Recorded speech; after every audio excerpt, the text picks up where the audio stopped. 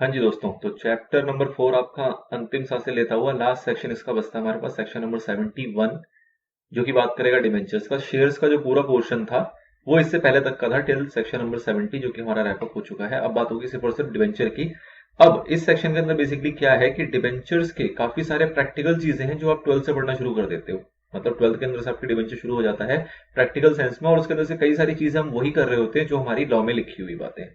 कुछ चीजें ऐसी हैं जो कि हम प्रैक्टिकली नहीं करते, जो कि हमारा लॉ का पोर्शन है, तो उस पर मेनली थोड़ा ज्यादा फोकस करने की जरूरत है। अदरवाइज काफी सारी चीजें आपको यहाँ पे सिमिलर मिलेंगी जो कि रिलेट करेगा आपके प्रैक्टिकल कैलकुलेशन या प्रैक्टिकल एक्टिविटीज से जो आप करते हो अपने कॉर्पोरेट अकाउंट्स के अंदर। ठीक है, सबसे पहले बात करते हैं कि डिबेंचर्स होता क्या है। तो आपको डेफिनेशन वाले पार्ट में हमने इसका मीनिंग पढ़ा था, डेफिनेशन पढ़ा था। सेक्शन 2 सब सेक्शन 30 के अंदर इसको डिफाइन किया गया है, जिसमें कहा जाता है क्या कि डिबेंचर का मतलब सभी डिबेंचर्स, सभी टाइप के डिबेंचर्स, बॉन्ड्स या फिर कोई भी ऐसा डॉक्यूमेंट जो कि एविडेंस करे किसी डेट को, मतलब किसी भी प्रकार की उधारी जो है वो कहीं ना कहीं आपके डिबेंचर्स में इंक्लूड हो जाती है। फिर इसके अंदर क्लैरिफिकेशन वहां पे दी गई थी क्या कि दो चीजें ऐसी हैं जो कि आपके डिबेंचर में काउंट नहीं होता। पहला, वो इंस्ट्रूमेंट जो कि chapter 3D of RBI act के अंदर के द्वारा बनाया गया है, उस टाइप के इंस्ट्रूमेंट आपके डिबेंचर्स में कवर नहीं होते। और दूसरा कि कोई भी और ऐसे इंस्ट्रूमेंट जो कि सेंट्रल गवर्नमेंट प्रिस्क्राइब करे with the consultation of RBI.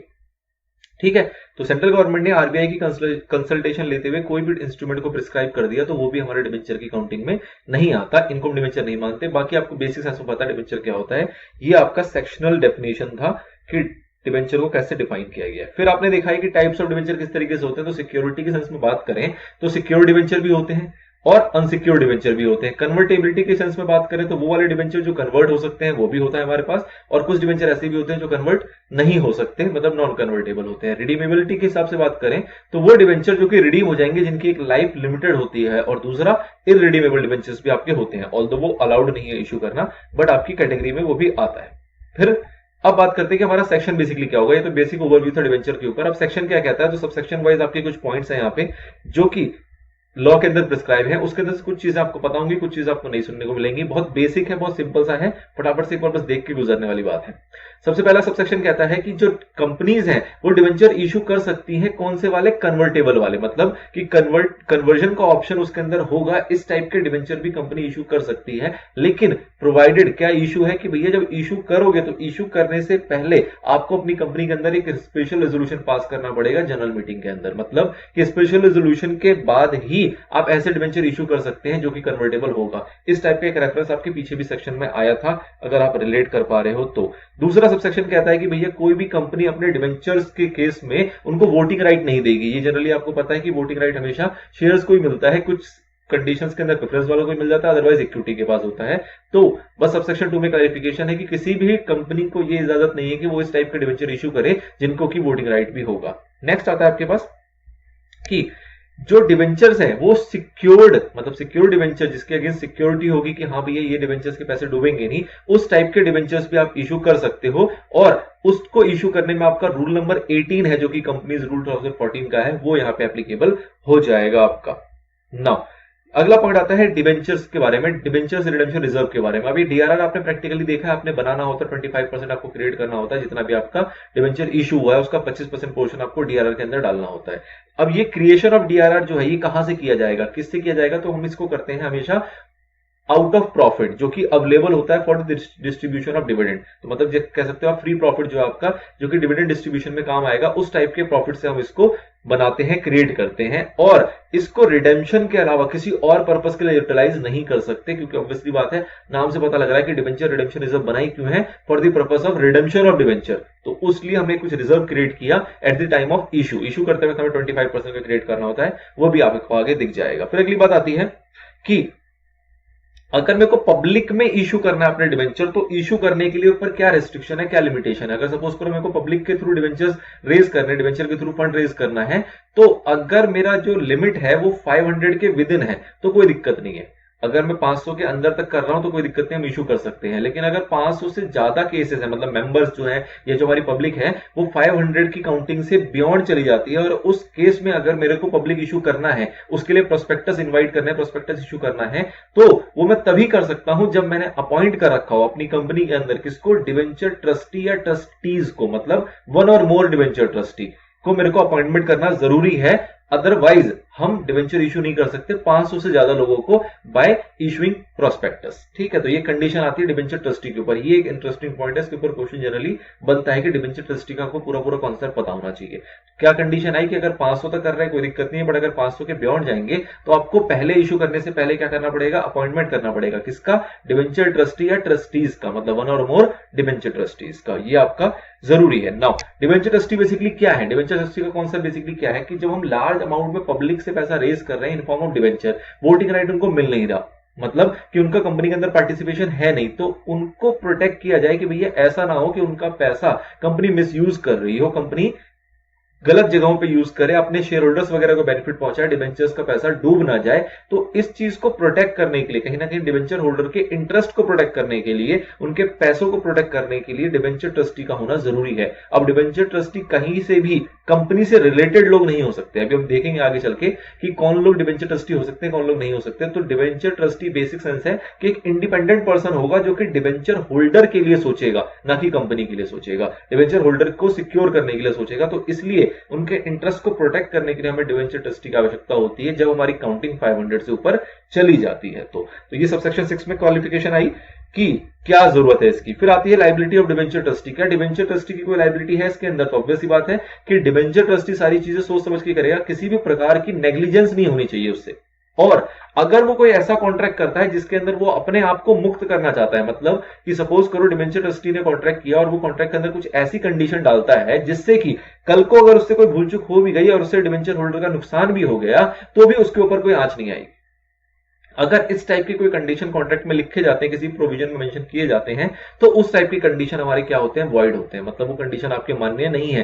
क्यों? क्योंकि अगर डिवेंचर ट्रस्टी की नेग्लिजेंस से अगर किसी का नुकसान होगा तो लाइबिलिटी डिवेंचर ट्रस्टी के ऊपर आती है, आनी चाहिए, क्योंकि उसको रखा ही उसी ले गया है। तो इस टाइप की अगर कोई भी पॉइंट आप डालते हो जिससे कि डिवेंचर ट्रस्टी हमारा बच रहा है, एग्जेम्प्ट हो रहा है किसी भी प्रकार की लाइबिलिटी से, डिफॉल्ट से, तो वो सारी कंडीशन या वो सारे प्रोविजन जो है वो आपके क्या माने जाएंगे? वॉइड माने जाएंगे। क्या कभी भी डिवेंचर ट्रस्टी को एग्जाम नहीं किया जा सकता? तो किया जा सकता है। कौन कर सकते हैं? तो ऑब्वियसली बात है, कौन डूब रहा है, किसका पैसा डूबेगा? अगर डूबेगा तो डिवेंचर होल्डर्स का।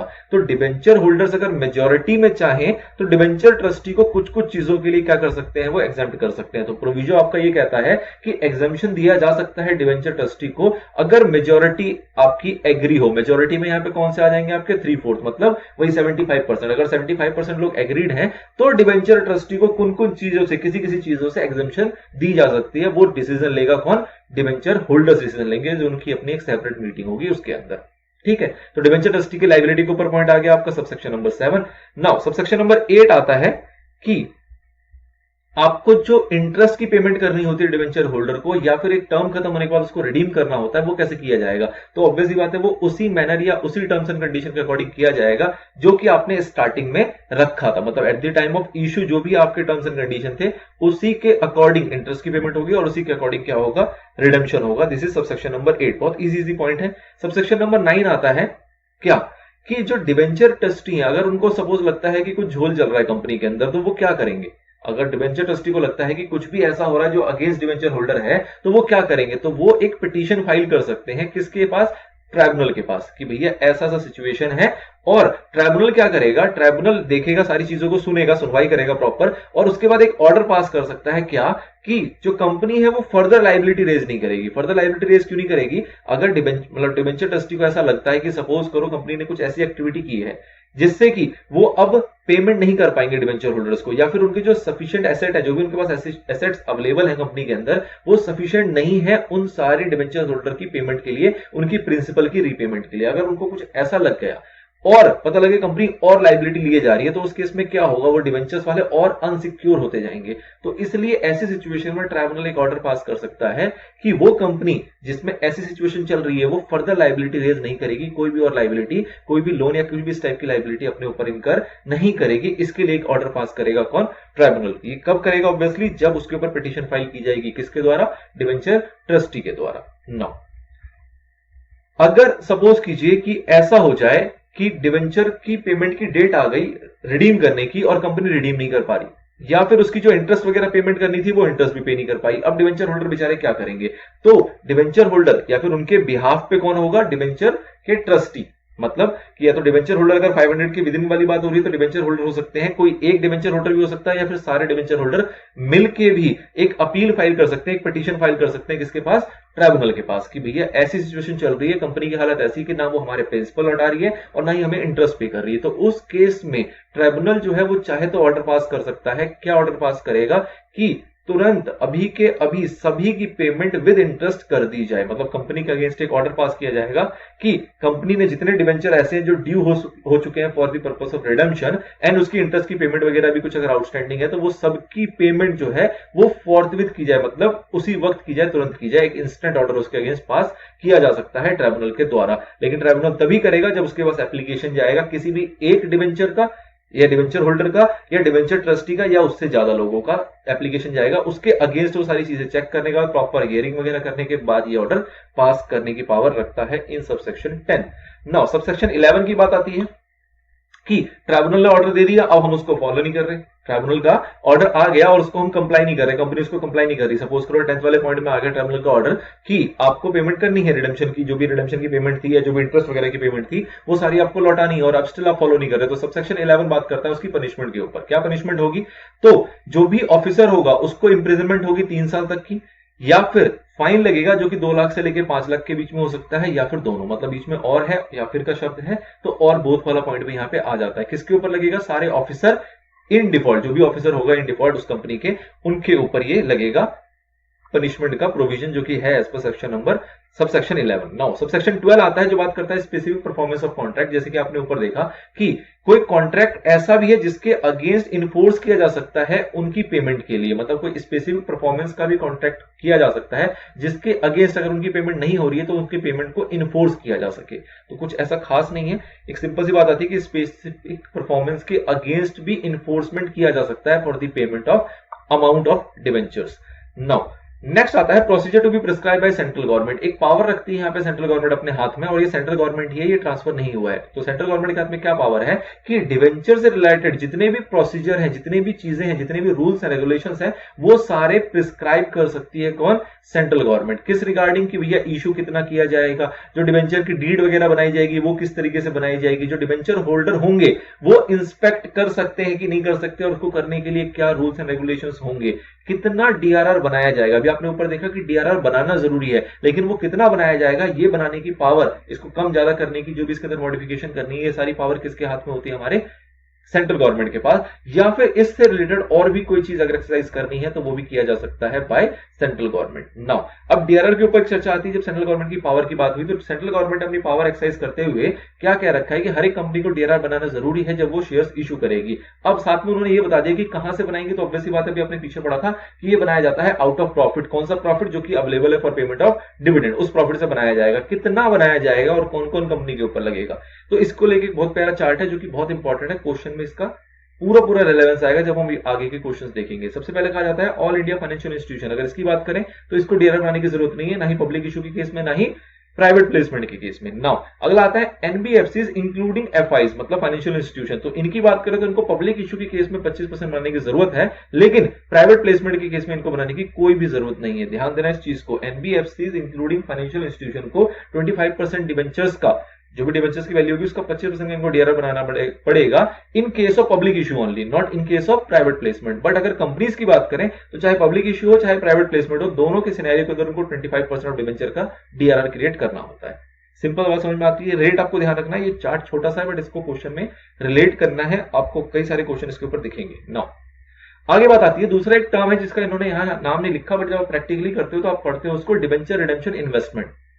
मतलब क्या हुआ कि जब भी जिस साल के 31 मार्च को आपकी रिडेम्पशन की डेट आ जाएगी, जितना भी उस साल में रिडीम करना होगा उस रिडेम्पशन वाले अमाउंट का 15% का आपको इन्वेस्टमेंट करना होता है। मतलब एक डिपॉजिट करना होता है जो भी प्रिस्क्राइब जगह है उन जगहों पे। कितना? 15%। किसका? जितना उस साल रिडीम होगा, उस साल के 31 मार्च में रिडीम होगा।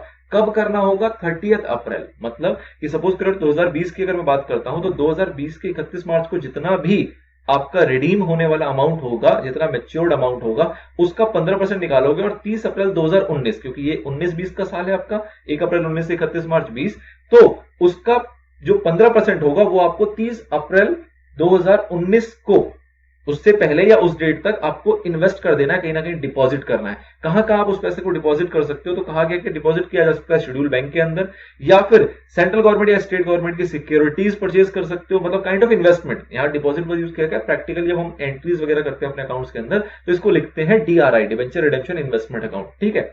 तीसरा कहता है कि सेक्शन 20 के अकॉर्डिंग, इंडियन ट्रस्ट एक्ट 1882 के सेक्शन 20 के अकॉर्डिंग भी जो प्रिस्क्राइब सिक्योरिटीज है उसमें भी आप इन्वेस्ट कर सकते हो। तो बेसिकली तीन चीज बताई गई इन्होंने। जनरली जब आप प्रैक्टिकली क्वेश्चंस के अंदर देखते हो तो यहाँ गवर्नमेंट सिक्योरिटीज का जिक्र होता है, क्योंकि वही बेस्ट एक ऑप्शन होता है। तो हम जनरली हम इन्वेस्टमेंट के फॉर्म में गवर्नमेंट सिक्योरिटीज परचेज करना पसंद करते हैं, चाहे वो सेंट्रल गवर्नमेंट का हो, चाहे वो सेंट्रल गवर्नमेंट का हो, चाहे वो स्टेट गवर्नमेंट का हो। नाउ फिर क्या कहा जा रहा है कि जो भी ये इन्वेस्टमेंट आपने किया, ये इन्वेस्टमेंट को आपको किसी के चार्ज नहीं करना, किसी के अगेंस्ट उसको चार्ज नहीं करना, मतलब कहीं ना कहीं इसको गिरवी नहीं रखना आपको किसी के भी अगेंस्ट। ये इन्वेस्टमेंट जो है ये only for the purpose of redemption of debenture ही है, और किसी पर्पस के लिए यूटिलाइज नहीं हो सकते।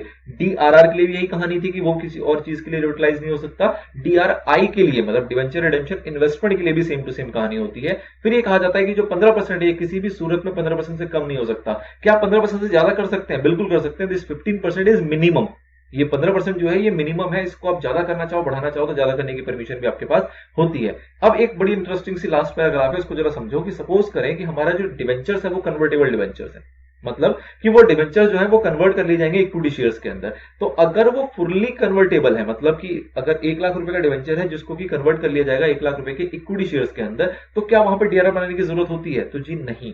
मतलब कि अगर कन्वर्टेबल डिवेंचर्स होते हैं तो उस केस में आपको DRR बनाने की कोई आवश्यकता नहीं होती है। अगर कन्वर्टेबल नहीं है तो उस केस में आपको DRR बनाना होता है 25%। इन केस पार्टली कन्वर्टेबल होगा, मतलब कि अगर उस 1 लाख के अंदर से मैं सपोज मैं कहता हूं कि 50,000 कन्वर्टेबल है, 50,000 आपका कन्वर्टेबल नहीं है, तो आप जो 25% का DRR बनाओगे वो किसका 25%? ओनली 50,000 का, ना कि पूरे 1 लाख का। मतलब कि द थिंग इज कि अगर वो कन्वर्टेबल है तो वो पैसा बाहर जाएगा ही नहीं, वो कंपनी का कंपनी में ही रहने वाला है। पहले डिबेंचर की फॉर्म में था, अब इक्विटी शेयर्स की फॉर्म में आ जाएगा। तो ऐसी सिचुएशन के अंदर आपको DRR बनाने की आवश्यकता नहीं होती है। तो these are all provisions in relation to section number 71, जो कि पूरी डिबेंचर्स की आपकी चर्चा करती है। बहुत इजी सा कॉन्सेप्ट था, कुछ ऐसी टफ वाली बात इसके अंदर नहीं है। द थिंग इज की प्रोविजन आपको ध्यान रखना है। मोस्ट इंपॉर्टेंट जो आपका DRI है वो केस स्टडी में यूज हो जाएगा, DRR है वो भी केस स्टडी में यूज हो जाएगा। आउट ऑफ प्रॉफिट क्रिएट करना और इस टाइप के कुछ माइनर से पॉइंट्स हैं जो आपको ध्यान रखने हैं ताकि आप केस स्टडी का आंसर प्रॉपरली कर पाओ। चलिए, तो this is all about section number 71। यहां हमारा चैप्टर नंबर 4 पूरा रैप अप हो जाता है। फर्दर 2-3 वीडियोस आपके पास आएंगे जो कि MCQ एंड केस स्टडी के ऊपर बेस्ड होगा, पर चैप्टर के कॉन्सेप्ट वाइज हमारे पास कुछ ऐसा नहीं बचता जो पढ़ने को पेंडिंग है। इंपॉर्टेंट। नाउ आगे बात करते हैं रूल नंबर 18 की। ये और ज्यादा इंपॉर्टेंट है और ये काफी लंबा चौड़ा भी दिया गया है, तो इसलिए इसको समरी बनाने के लिए इसका एक टेबुलर प्रेजेंटेशन का यूज किया गया, जो कि मैं एंड में आपको दिखाऊंगा, जो कि मेरे खुद के द्वारा बनाया गया है। चलिए पहले तो देखते हैं कि हमारा जो प्रोविजन है वो क्या कह रहा है। तो कह रहा है क्या कि आपका रूल 18 का जो सब रूल 7 हुआ करता था उसको सब्स्टिट्यूट कर दिया गया। सब्स्टिट्यूट करने का मतलब क्या है कि अगर आप पहले देखोगे अपना सब रूल नंबर 7 तो काफी लिमिटेड बातें थी उसके अंदर, काफी छोटा था वो। अगर आपको दिखाऊं मैं कि आप कहते हैं कि सब रूल 7 सर कहां हुआ करता था हमारे मॉड्यूल में, जरा हमें दिखाओ। तो मॉड्यूल के बिल्कुल सबसे लास्ट पेज में आप आ जाओ, जहां आपका मॉड्यूल खत्म हो रहा होगा। इस लास्ट पेज में जब आओगे तो यहां पे आपको दिखाई देगा इसके बारे में, एज पर the company share capital debenture rule 2014 the company shall create DRR वगैरह वगैरह इसकी बातें थी। तो ये जो पूरा प्रोविजंस था ये आपका था रूल नंबर 18 सब रूल नंबर 7, जिसके अंदर कुछ ऐसी आपने बातें देखी थी कि इतना इतना बनाना होता है, ऐसे करना होता है, पब्लिक इश्यू, प्राइवेट इश्यू वगैरह वगैरह काफी सारी बातें थी। कहां इन्वेस्टमेंट कर सकते हो उससे रिलेटेड बातें थी, ठीक है ना। तो इन्हीं चीजों को और डिटेल्ड कर दिया गया, ऐसा समझ लो आप कि काफी डिटेल्ड फॉर्म में इसको बताया गया है, जिसके लिए आपके लिए एक टेबल बनाया गया है, जिस टेबल को हम एट एंड समझेंगे। पहले प्रोविजन को समझ लेते हैं, देखते हैं उससे हमें कितनी बातें समझ में आ रही है, और उसके बाद देखेंगे इस टेबुलर वे में, ताकि आपको एक कॉन्सेप्चुअली क्लियर हो जाए बातें, ठीक है, कोई कंफ्यूजन ना रह जाए। तो बात करते हैं सबसे पहले सब रूल नंबर 7 की। क्या कहा जा रहा है यहाँ पे? कहा जा रहा है the company shall comply with the requirements with regard to debenture redemption reserve an investment or deposit of a sum in respect of debenture maturing during the year ending 31st day of March next year in accordance with the condition given below। तो ये चीज तो बात पहली जैसी हो गई। कहा जा रहा है कि भैया कंपनी को रिक्वायरमेंट फॉलो करना पड़ेगा DRR से रिलेटेड भी, और इन्वेस्टमेंट और डिपॉजिट जो होती थी उससे रिलेटेड भी, उन सभी डिबेंचर्स के लिए जो कि मैच्योर होने जा रहे हैं अगले साल के 31 मार्च को। जैसे इस साल की हम बात करें तो आपको ध्यान होगा कि 30 अप्रैल को अपने को इन्वेस्टमेंट कर लेना होता था। 30 अप्रैल सपोज करता हूं मैं 2020 उन डिवेंचर के लिए जो कि आपके मैच्योर होने वाले हैं 31 मार्च 2021 में, मतलब अगले साल का 31 मार्च में जो मैच्योर होने वाला है उसका करंट ईयर के 30 अप्रैल से पहले पहले आपको इन्वेस्टमेंट उसके लिए जो रिस्पेक्टिव परसेंटेज दी हुई है उतना आपको इन्वेस्टमेंट कर लेना होता था। तो ये तो नॉर्मल सी बात कह गया, ठीक है जी।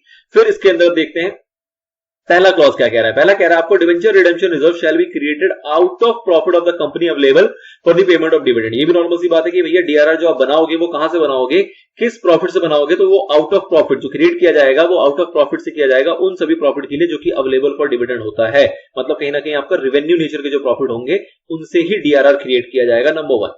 नंबर 2 बात आती है कि कितना डीआरआर बनाना है, कितना इन्वेस्टमेंट करना है, उसकी लिमिट्स के ऊपर आपका क्लॉज नंबर बी आता है जिसके अंदर अलग अलग बातें लिखी हुई है, ठीक है ना। तो जो मेन इंटरप्रिटेशन वाला एरिया है वो ये क्लॉज नंबर बी ही है। इसके बाद 2 क्लॉजेस और हैं सी और डी जो कि सिंपल है अपने आप में, बी को आपको समझना है बिल्कुल बारीकी से। चलिए जी, सबसे पहली बात करते हैं। कह रहा है क्या कि डीआरआर जो है वो रिक्वायर्ड नहीं है किनके लिए, वो के लिए जो कि डिवेंचर इश्यू करते हैं कौन, ऑल इंडिया फाइनेंशियल इंस्टीट्यूशन जो कि रेगुलेट किया जाता है आरबीआई के द्वारा, and banking companies for both public as well as private place debentures. मतलब क्या है कि आपने पहले देखा था कि सिर्फ और सिर्फ यहाँ पे एआईएफआई होता था, ऑल इंडिया फाइनेंशियल इंस्टीट्यूशन होता था, बैंकिंग कंपनीज को यहाँ इंक्लूड अब किया गया है। This amendment included banking company also in both cases. कौन सी दोनों केसेस हैं आपकी, चाहे आप पब्लिक लीड डिवेंचर इशू कर रहे हो या फिर प्राइवेट प्लेस डिवेंचर हो, दोनों केसेस में अगर एआईएफआई है या फिर बैंकिंग कंपनी है इनको डीआरआर बनाने की आवश्यकता नहीं है। डीआरआर की आवश्यकता नहीं है, क्या डिवेंचर रिडेम्पशन वाली इन्वेस्टमेंट की आवश्यकता है, तो वो भी हम देखेंगे कि उसकी भी आवश्यकता यहां पे नहीं होगी। आगे देखते हैं।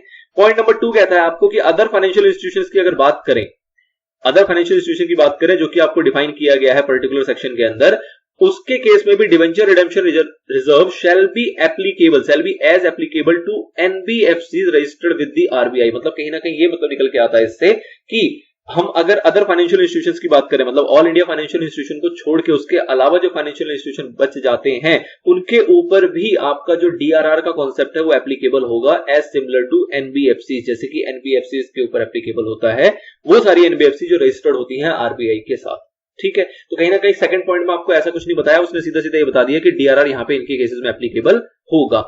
नाउ 2 पॉइंट है बहुत अच्छे अच्छे जिसको क्लासिफाई किया गया है। Number 1 is for listed company and number 2 is for unlisted company. जो थर्ड पॉइंट है वो आपका लिस्टेड कंपनी का और जो फोर्थ पॉइंट आएगा वो अनलिस्टेड कंपनी का आएगा। पहले थर्ड को समझते हैं।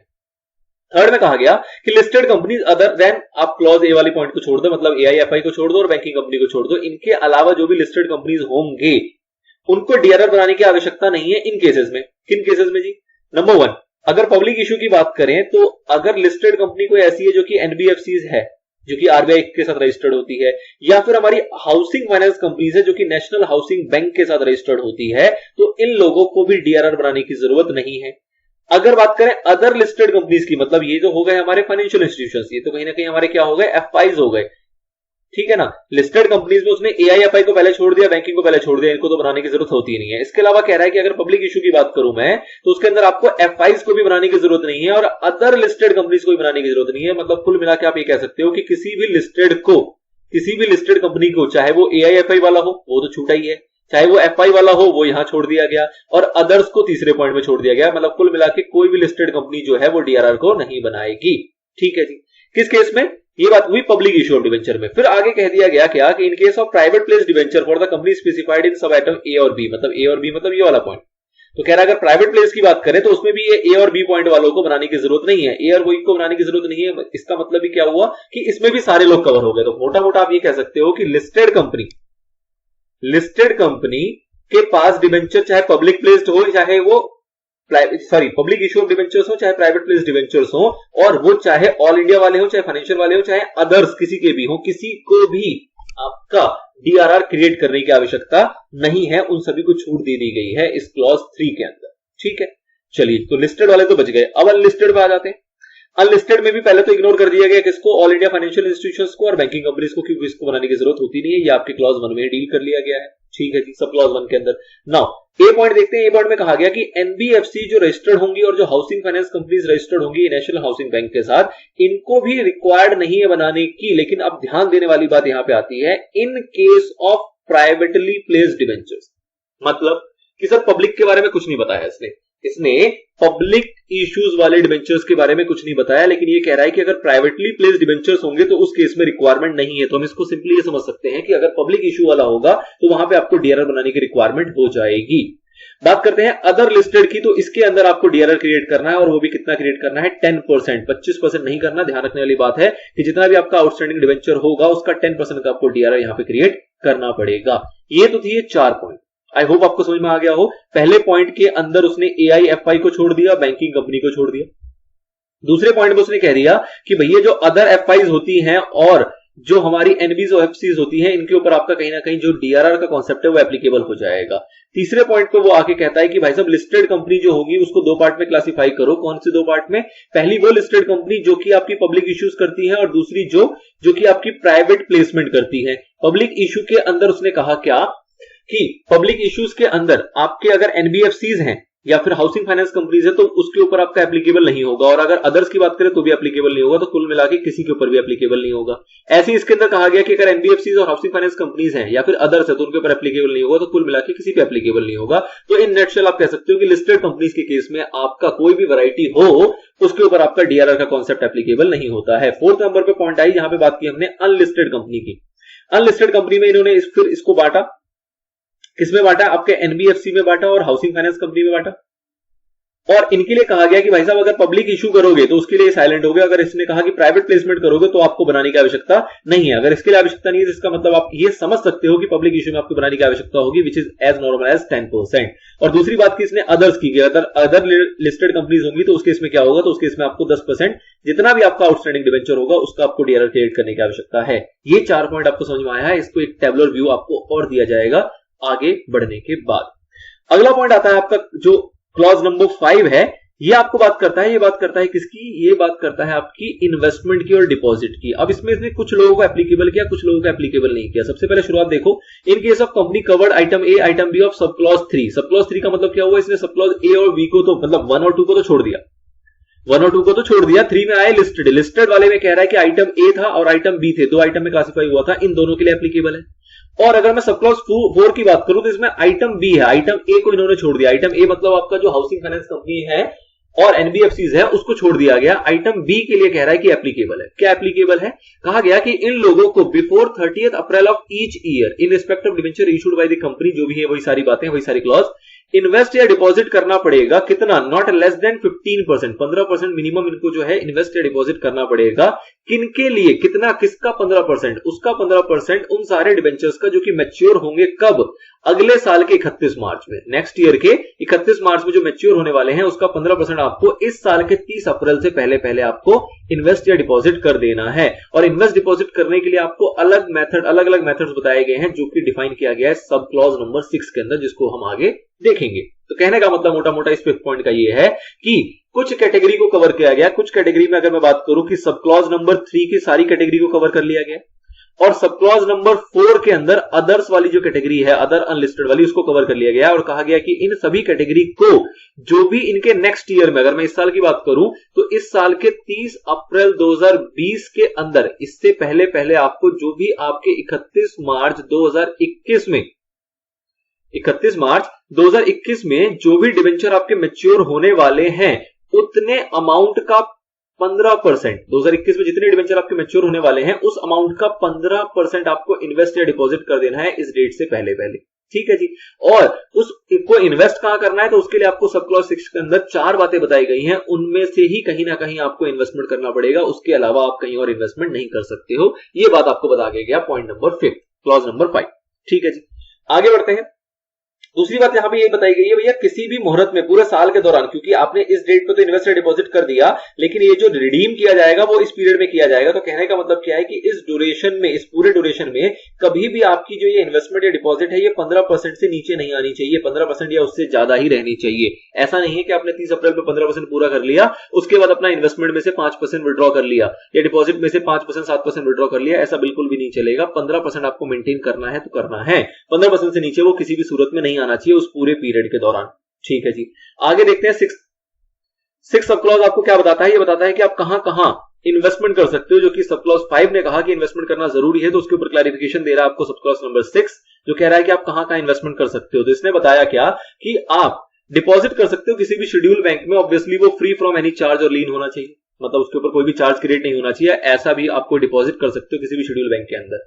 अगला आता है अनइंकम्बर्ड सिक्योरिटीज आप परचेज कर सकते हो, इन्वेस्ट कर सकते हो, जो कि होगी सेंट्रल गवर्नमेंट या फिर किसी भी स्टेट गवर्नमेंट की, या फिर आप अनइंकम्बर्ड सिक्योरिटीज आप इन्वेस्ट कर सकते हो इसके अंदर, जो कि आपका मेंशन किया गया है section number 20 of Indian trust act 1882 के sub clause A to D और डबल ई के अंदर। मतलब कि सेक्शन नंबर 20 का जो आपका ए से लेके डी का सब क्लॉज है और साथ ही में डबल ई का सब क्लॉज है, इसके अंदर जो भी आपके सिक्योरिटीज मेंशन है उन सभी सिक्योरिटीज में अनइनकम्बर्ड इन्वेस्टमेंट आप कर सकते हो, वो भी आपको अलाउड है। और अगला बताया गया आपको अनइनकम्बर्ड बॉन्ड परचेज करना, जो कि कोई और कंपनी इशू करती है, तो आप उसके अंदर भी इन्वेस्टमेंट कर सकते हो, लेकिन शर्त यही है कि वो जो बॉन्ड है वो नोटिफाइड होना चाहिए under sub clause F of subsection 20 sub clause F of section 20 of the Indian trust act 1882। तो मतलब कहीं ना कहीं वो भी इंडियन ट्रस्ट एक्ट के अकॉर्डिंग होना चाहिए। आप अगर पिछले बार का देखेंगे तो लास्ट टाइम में ऐसा नहीं था, उन्होंने सीधा सीधा सेक्शन 20 को कवर कर लिया था, वो उसकी गहराई में नहीं गए थे। अगर आप पिछली बार का देखोगे तो कहा गया था सिक्योरिटी जो सेक्शन 20 में मेंशन है इंडियन ट्रस्ट एक्ट 1882 के, उनमें आप इन्वेस्ट कर सकते हो।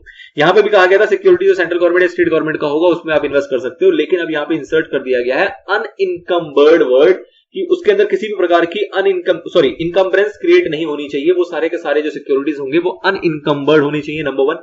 नंबर 2, जो सेक्शन 20 वाली बात थी इसको भी दो पार्ट में क्लासिफाई कर दिया गया, सिक्योरिटीज को अलग, बॉन्ड्स को अलग। सिक्योरिटीज जो है वो sub clause A to D और डबल ई के अंदर कवर्ड होंगे, और जो बॉन्ड्स होगा वो आपका सब क्लॉज एफ के अंदर कवर्ड होगा। तो इन सभी जगहों पे आप इन्वेस्टमेंट कर सकते हो, इसके अंदर कोई भी दिक्कत नहीं है। फिर जो शर्त लगाई गई वो क्या?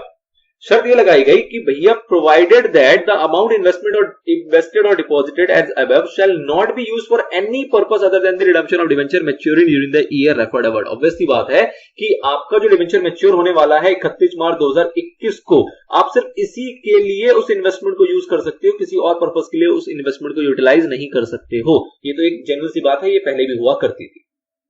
ठीक है, ये सारी पॉइंट चल रहा था आपका बी क्लॉज, बी के सारे सब क्लॉजेस चल रहे थे जिसको हमने समझा।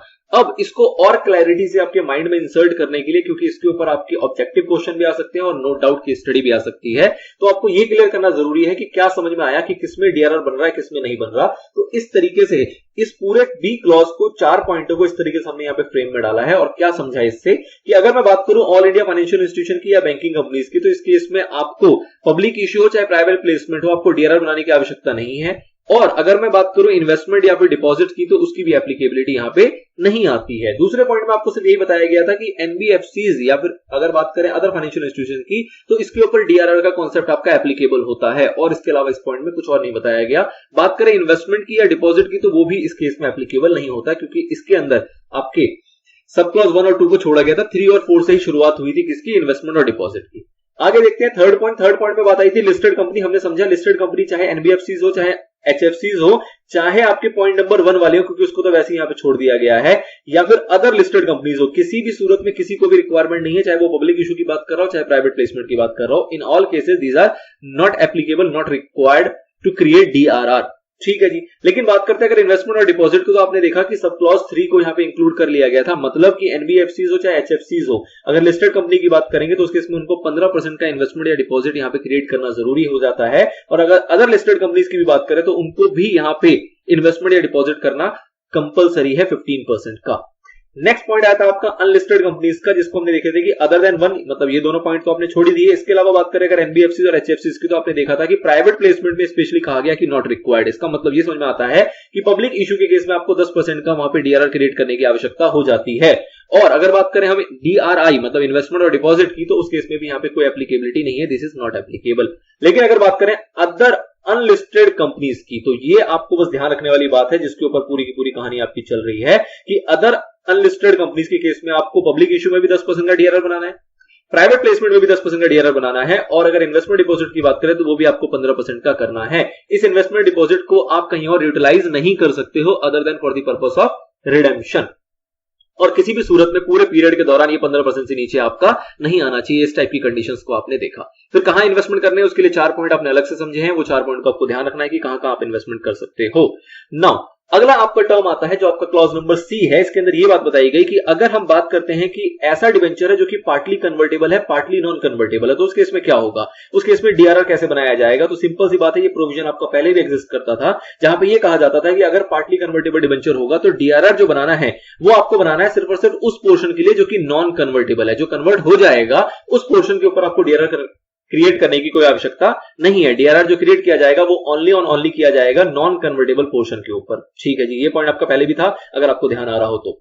नाउ नेक्स्ट पॉइंट आता है कि भाई साहब जो डीआरआर हमने बनाया है क्या उसको कहीं भी यूटिलाइज कर सकते हैं, कहीं भी यूज कर सकते हैं, तो ऑब्वियसली नॉट। जो डीआरआर आपने क्रिएट किया है shall not be utilize by the company except for the purpose of redemption of debenture. सिर्फ और सिर्फ रिडेम्पशन ऑफ डिबेंचर के लिए ही उसको यूटिलाइज किया जाएगा और कहीं भी आप इसको यूटिलाइज नहीं कर सकते हो। किस डेट से ये इन्फोर्सेबल हो चुका है, तो ये इन्फोर्स हो चुका है 16 अगस्त 2019 से। तो ये भी आपको ध्यान रखने वाली बात है। ठीक है, तो this is all about chapter 4, जिसके अंदर आपने देखा कि